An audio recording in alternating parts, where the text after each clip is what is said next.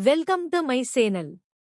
இதுபோன்ற சுவாரஸ்யமான வீடியோக்களை தெரிந்து கொள்ள மறக்காமல் நம்முடைய சேனலை சப்ஸ்கிரைப் பண்ணி வச்சுக்கோங்க. என் வளர்ப்பு தந்தை மீது எனக்கு காதல் வந்தது. அதனால் அவரிடம் நான் எப்போதும் அருகில் சென்று உட்காருவேன். ஒரு நாள் அவர் தூங்கிக் கொண்டிருந்தபோது அவரது அறைக்கு சென்றேன். அவரும் மகிழ்ச்சியாக என்னை உள்ளே அழைத்து விளக்கை அணைத்தார். அதற்குப் பிறகு, என்னுடைய பெயர் மீரா. எனக்கு 22 வயதாகிறது. நான் டெல்லியில் ஒரு சிறிய பகுதியில் வசிக்கிறேன். நான் மிகவும் அழகாக இருப்பேன். எல்லோரும் என்னை ஒரு தேவதை போல இருக்கிறாய் என்று சொல்வார்கள். இன்று நான் உங்களுக்கு என் வளர்ப்பு தந்தையின் ஒரு முக்கியமான சம்பவத்தை பற்றி சொல்லப் போகிறேன். நான் 20 வயதாக இருந்தபோது நடந்தது அது. அம்மா ஒரு பயங்கரமான நோயால் இறந்துவிட்டார். வீடும் வெறுமையாகிவிட்டது. எனக்கு அண்ணன் இல்லை, அக்காவும் இல்லை.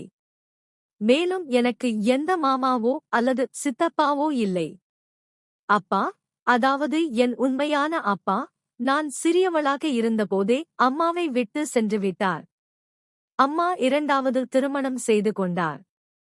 ஆனால் அந்த மனிதர், அவர் பெயருக்குத்தான் கணவர். அவ்வளவுதான். அவர் ஒரு குடிகாரர். அவரும் ஒரு நோயால் இறந்துவிட்டார். பிறகு அம்மாவும் இறந்துவிட்டார். நானும் தனியாகிவிட்டேன். ஆனால் அம்மாவுக்கு ஒரு தோழி இருந்தார், ஷீலா ஆண்டி. அவரது அண்ணன் மனைவி இறந்துவிட்டதால் அவரும் தனியாக இருந்துவிட்டார். அவர் என்னை பார்த்துக் கொள்ள முடியும் என்று சொன்னார். அப்படித்தான் என் வாழ்க்கையில் ஒரு வளர்ப்பு தந்தை வந்தார். அவரை நான் இப்போது அப்பா என்று அழைக்கிறேன். அவர் பெயர் ராஜ். அவருக்கு சுமார் 45 வயது இருக்கும். உயரமானவர், சற்று கம்பீரமாகவும் இருப்பார். முகத்தில் எப்போதும் இருக்கும் அந்த புன்னகை. ஆனால் கண்களில் லேசான சோகம். அவர் இயந்திரங்களை தயாரிக்கும் ஒரு சிறிய தொழிற்சாலையில் வேலை செய்கிறார். வீட்டுக்கு வரும்போது சோர்வடைந்து விடுவார். ஆனால் ஒருபோதும் புகார் செய்வதில்லை. முதல் முறையாக அவர் வீட்டுக்கு வந்தபோது நான் கதவை திறந்தேன். வெளியே வெயில் அதிகமாக இருந்தது. அவர் வியர்வையால் நனைந்து கையில் ஒரு பையுடன் நின்று கொண்டிருந்தார். மகளே மீரா, நான்தான் ராஜ், உன் அம்மாவின் தோழியின் சகோதரன். இனி நான் உன்னை பார்த்துக் கொள்வேன். உண்மையான தந்தை தன் மகள் வெற்றி பெறுவதைப் போல அவர் மிகவும் மகிழ்ச்சி அடைந்தார். என் முந்தைய அப்பா கூட என் மீது இவ்வளவு பாசம் காட்டவில்லை. காலமும் கடந்து சென்றது. 20 வயதுக்கு மேலும் ஆனது. கல்லூரியில் நண்பர்களும் கிடைத்தார்கள். ஆனால் வீட்டில் அப்பாதான் எல்லாம். எனக்கு உடல்நிலை சரியில்லாமல் போனது. காய்ச்சலும் இருந்தது. அப்பா விடுப்பு எடுத்துக் கொண்டார். என் அருகில் அமர்ந்தார். கவலைப்படாதே மகளே, நான் இருக்கிறேன் என்றார். ஆனால் மருந்து கொடுக்கும்போது அவரது பார்வை சற்று வித்தியாசமாக இருந்தது. ஆனால் இது ஒரு அப்பாவின் பாசமாக இருக்கலாம் என்று நினைத்தேன். இரவில் எனக்கு தூக்கமே வரவில்லை. அப்பா வந்து என் படுக்கையில் அமர்ந்து கதை சொல்ல ஆரம்பித்தார். அவரது குரல் அமைதியை தந்தது. அந்த இரவு அவர் தூங்கிக் கொண்டிருந்தார்.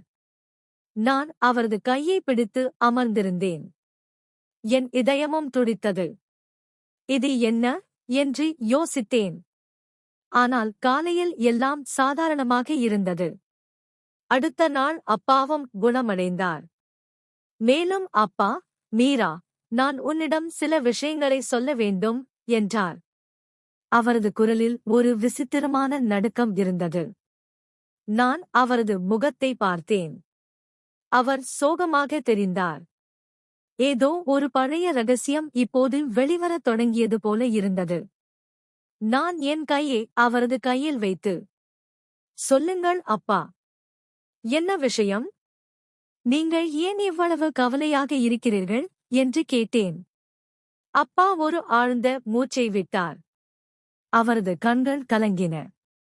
அவர் எழுந்து சன்னலுக்கு அருகில் சென்று வெளியே இருந்த இரவையை பார்த்தார். மகளே, இந்த காரியத்தை நான் யாரிடமும் ஒருபோதும் சொன்னதில்லை.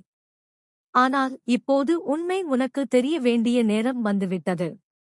நான் உன் வளர்ப்பு தந்தை இல்லை. நான் தான் உன் உண்மையான தந்தை, மீராயு. அவரது வார்த்தைகள் என்னை மின்னல் தாக்கியது போல இருந்தது. நானும் ஸ்தம்பித்து போனேன். என் மூச்சும் நின்றுவிட்டது போல உணர்ந்தது. என்ன அப்பா? இது ஒரு ஜோக் தானே? நீங்கள் எப்படி என்று நான் திக்கி திணறி கேட்டேன்.